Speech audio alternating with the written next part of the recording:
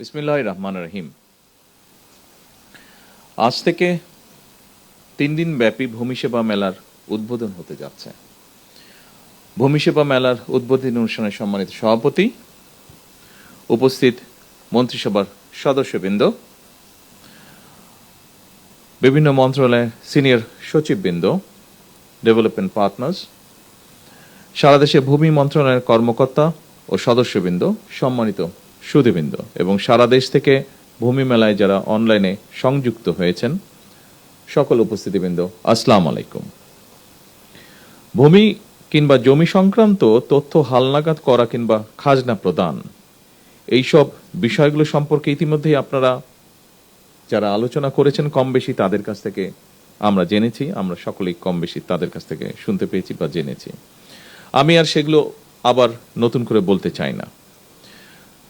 উপস্থিতিবৃন্দ, যুগ যুগ ধরে ভূমি জমি সংক্রান্ত হিসাব নিকাশ এবং এসবের ভাগবাটোর একটি চলমান প্রক্রিয়া আমাদের সমাজ জীবনে বা পারিবারিক জীবনে।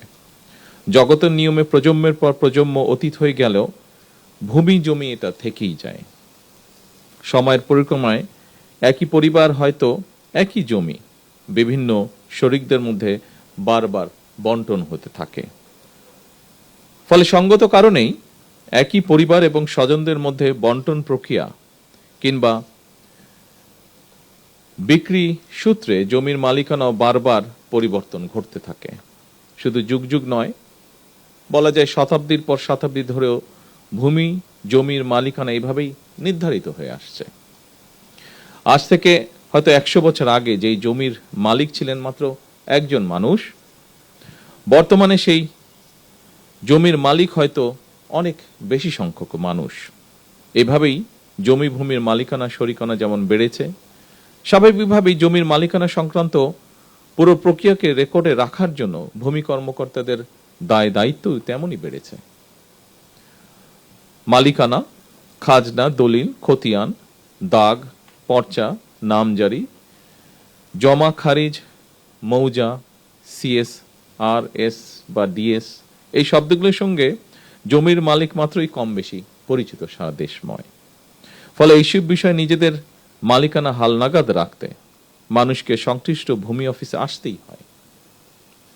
তবে প্রযুক্তিগত উন্নয়নের সাথে সাথে ভূমি ব্যবস্থাপনাও আধুনিকরণ হয়েছে। সেবা গ্রহীতাগণ নিজের জমিজমা সংক্রান্ত বিষয়গুলি বর্তমানে ঘরে বসেই অনলাইনে সম্পন্ন করতে সুযোগ পাচ্ছেন। এমনকি যারা অনলাইনে নিজের জমিজমা খাজনা প্রদান কিংবা প্রয়োজনীয় কার্যক্রম করতে সক্ষম নন, তাদের জন্য রয়েছে ভূমি সহায়তা সেবা কেন্দ্র। বেসরকারি উদ্যোক্তাদের পরিচালনায় ইতিমধ্যেই দেশের 61টি জেলায় বর্তমানে 893টি ভূমি সেবা সহায়তা কেন্দ্র চালু রয়েছে।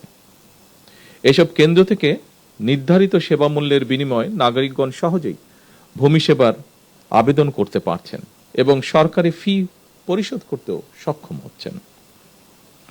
পর্যায়ক্রমে দেশের প্রতিটি ইউনিয়নে এ ধরনের আরও ভূমি সেবা সহায়তা কেন্দ্র স্থাপনের পরিকল্পনা সরকারের রয়েছে এবং একই সাথে পাশাপাশি নাগরিকদের হাতের মুঠোয় ভূমি সেবা পৌঁছে দিতে চালু করা হয়েছে মোবাইল অ্যাপ,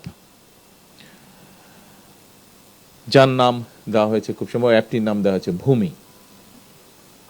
সম্মানিত উপস্থিতিবৃন্দ, আমি মনে করি ভূমি জমি ব্যবস্থাপনা যত বেশি আধুনিক এবং প্রযুক্তি নির্ভর করা যায়, জমি সংক্রান্ত বিরোধ সম্পত্তির পথও খুব সম্ভবত তত বেশি সহজ হয়ে যায়। জমি ব্যবস্থাপনার ক্ষেত্রে অনলাইন সুবিধা নিশ্চিত করায় আমি ব্যক্তিগতভাবে বিশ্বাস করি জমিজমা সংক্রান্ত দুর্ভোগ অনেকাংশেই লাঘব পাবে। একই সঙ্গে জমিজমা সংক্রান্ত বিরোধকে কেন্দ্র করে ভূমি অফিসগুলোতে মধ্যস্বত্বভোগীদের দৌরত্ব কমবে ইনশাআল্লাহ। চলমান এই ভূমি সেবা মেলা আধুনিক ভূমি ব্যবস্থাপনা এবং নাগরিকদেরকে নিজেদের দায় দায়িত্ব সম্পর্কেও আরো সচেতন করবে। সম্মানিত উপস্থিতিবৃন্দ, দেশের জনসংখ্যা বৃদ্ধির সঙ্গে সঙ্গে একটি খুব গুরুত্বপূর্ণ বিষয় যে আমাদের মাথাপিছু জমির পরিমাণও কমে আসছে। ফলে জমির অর্থনৈতিক মূল্য যেমন বাড়ছে, তেমনি জমি নিয়ে বিরোধ, মামলা, মকদ্দমা এবং জটিলতাও বাড়ছে একই সাথে। অনেক ক্ষেত্রে এসব বিরোধ ব্যক্তি ও পরিবারের শান্তিও নষ্ট করার পাশাপাশি জাতীয় উন্নয়ন কর্মকাণ্ডেও প্রতিবন্ধকতার সৃষ্টির কারণ হয়ে দাঁড়িয়েছে। এমন বাস্তবতায় ভূমির পরিকল্পিত ব্যবহার, নির্ভুল রেকর্ড সংরক্ষণ এবং দক্ষ ব্যবস্থাপনা বর্তমানে সময়ের অপরিহার্য দাবি। উন্নত প্রযুক্তি ব্যবহার করে জরিপ কার্যক্রম পরিচালনার মাধ্যমে নির্ভুল ভূমি রেকর্ড প্রস্তুত করতে ভূমি মন্ত্রণালয় কাজ করছে। একই সঙ্গে ভূমি প্রশাসনের প্রায় সকল সেবাকে ডিজিটাল প্ল্যাটফর্মে নিয়ে এসে নাগরিকদের জন্য সেবা গ্রহণকে আরো সহজ, দ্রুত এবং কার্যকর করারও উদ্যোগ নেওয়া হয়েছে। আমাদের লক্ষ্য এমন একটি ভূমি ব্যবস্থাপনা গড়ে তোলা যেখানে ভূমি সেবা গ্রহণের জন্য মানুষকে আর অযথা অফিসে ঘুরতে হবে না, যা আমরা ভিডিওতে একটু আগে দেখেছি। সেরকম একটি পরিবেশ আমরা চাই, অথবা দুর্নীতি কিংবা হয়রানির শিকারও হতে হবে না।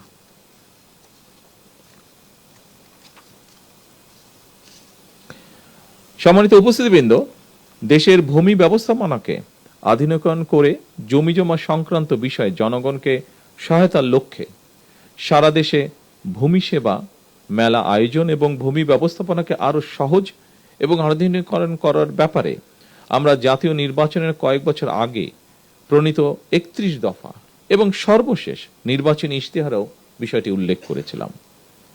আজ থেকে সারা দেশে ৩ দিন ব্যাপী এ ধরনের ভূমি সেবা মেলার আয়োজনের মাধ্যমে সরকার জনগণের কাছে আরো একটি নির্বাচনী ইশতেহার পূরণ করতে যাচ্ছে ইনশাআল্লাহ।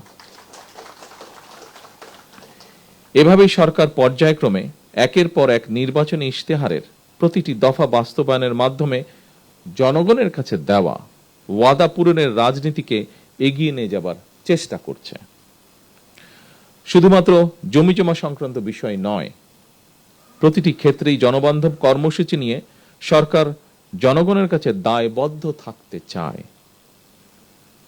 কারণ দীর্ঘ ১.৫ দশকেরও বেশি সময় ধরে ফ্যাসিবাদ শাসন শোষণের জাতাকলে পৃষ্ঠ দেশের জনগণ বর্তমানে রাষ্ট্র এবং রাজনীতিতে তাদের অধিকারের প্রতিফলন দেখতে চায়। এ কারণেই বর্তমান সরকার রাষ্ট্র পরিচালনার প্রথম সপ্তাহ থেকেই নির্বাচনী ইশতেহার এবং জুলাই সনদের প্রতিটি দফা পর্যায়ক্রমে বাস্তবায়নের দিকে মনোযোগ দিয়েছে।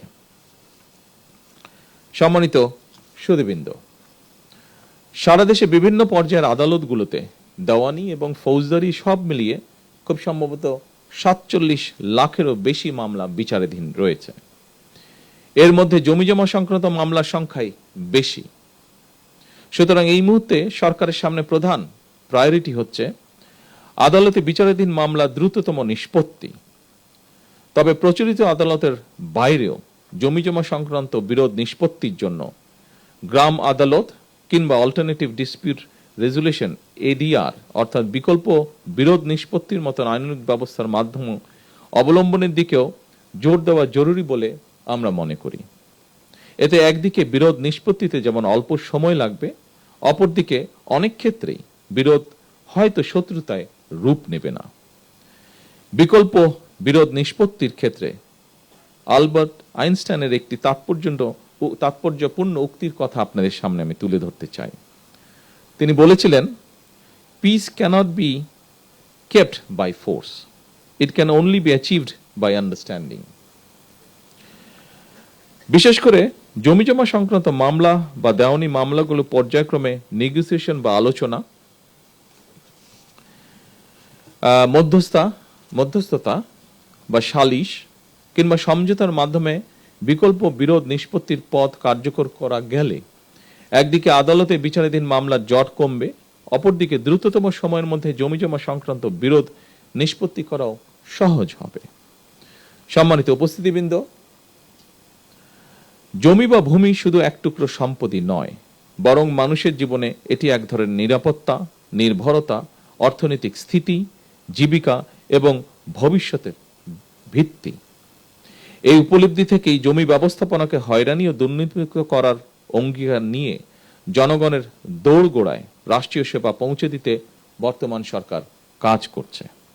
আমি ভূমি মন্ত্রণালয় মন্ত্রী থেকে শুরু করে এই মন্ত্রণালয়ের সঙ্গে সংশ্লিষ্ট সকল কর্মকর্তা এবং কর্মচারীদের দৃষ্টি আকর্ষণ করে বলতে চাই, সেবা প্রদান জনগণের প্রতি করুণা নয়, বরং জনগণের সেবা নিশ্চিত করা আমাদের দায়িত্ব বলেই আমি মনে করি।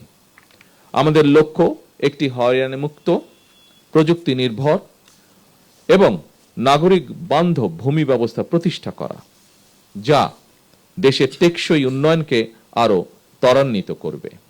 উপস্থিত সুধীবৃন্দ, কৃষি জমির অপব্যবহার সম্পর্কে আমাদেরকে অবশ্যই সতর্ক থাকতে হবে। কৃষি, অকৃষি জমি কিংবা এক ফসলি, দুই ফসলি বা তিন ফসলি জমির ব্যবহার এবং ব্যবস্থাপনা নিয়ে হয়তো অন্য একটি ইভেন্টে আমরা আলাপ করতে পারি। তবে আজ থেকে সারা দেশের সকল জেলা উপজেলায় শুরু হওয়া ভূমি মেলার মাধ্যমে জনগণ নিঃসন্দেহে উপকৃত হবেন। কারণ মেলায় ইনামজারি, অনলাইনে ভূমি উন্নয়ন কর প্রদান, রেকর্ড সংশোধন, খতিয়ান গ্রহণ এবং ভূমি সংক্রান্ত যে কোনো অভিযোগ নিষ্পত্তির সুযোগ থাকছে। অনুষ্ঠানে আপনাদের সঙ্গে যুক্ত হতে পেরে ঢাকা এবং ঢাকার বাইরে অবস্থানকারী সকল কর্মকর্তাবৃন্দের সঙ্গে যুক্ত হতে পেরে আমি আনন্দিত এবং গর্বিত। সম্মানিত সকল উপস্থিতিবৃন্দ, একটি আধুনিক রাষ্ট্র গড়ে তুলতে স্বচ্ছ, জবাবদিহিমূলক এবং জনবান্ধব ভূমি ব্যবস্থার বিকল্প নেই। আমি এই ভূমি মেলার সাফল্য কামনা করছি। আল্লাহ হাফেজ। বাংলাদেশ জিন্দাবাদ।